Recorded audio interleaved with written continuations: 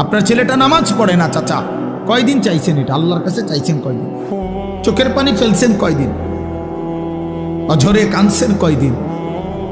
ছেলের বিদেশের লাইগা কতজন হুজুরে কইছেন? ফুলার নামাজের লাইগা কয়জন হুজুরে কইছেন? বলেন। দোতলার ছাদ ডালাই এটা কইছেন কতজনের?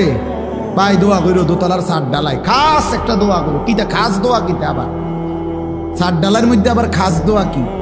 মানে যাতে করে এমন ভাবে ডালাই হয়, ডালার লগে যেন নিচের দিকে ছাদ দিয়ে হয়ে যায়। খাস দোয়া না এটা, একবার জাঁতা দিয়ে যেন এটা নিচের দিকে যায়, এটা যেন ডাইবা যায় আর কি। শক্তর সাফে এমন শক্ত যেন হয় যেন এটা সাফের লগে ডাইবা যায়। দুনিয়া দুনিয়া নিয়ে এই পরিমাণ দোয়া চাইলেন, আখিরাতের দোয়া কই চাইলেন?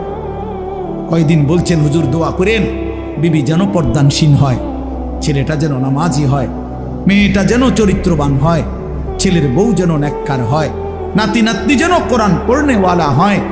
কয়দিন বলছেন? আখিরাত চাইলেন কয়দিন? দুনিয়া চাইলেন কয়দিন? কয়দিন চাইলেন? এই জন্য ইনসাফের সাথে ভাববেন। বান্দা বলো না আমি আল্লাহ আর কি বললে, কেমনে বললে, আর কতবার বললে তুমি আমার কথা মেনে নিতা।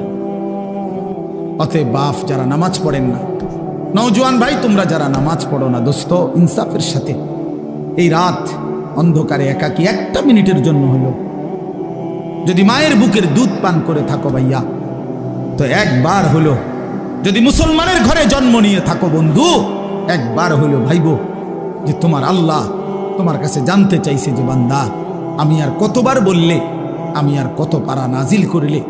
আমি 23 বছর বলে গেলাম, 23 বছর বলার পরও যেহেতু হয় নাই, তুমি বলে দাও বান্দা আমি আল্লাহ আর কতবার বললে, কত বছর বললে তুমি আমাকে মেনে নিতে, আমার কথাগুলো মেনে নিতে।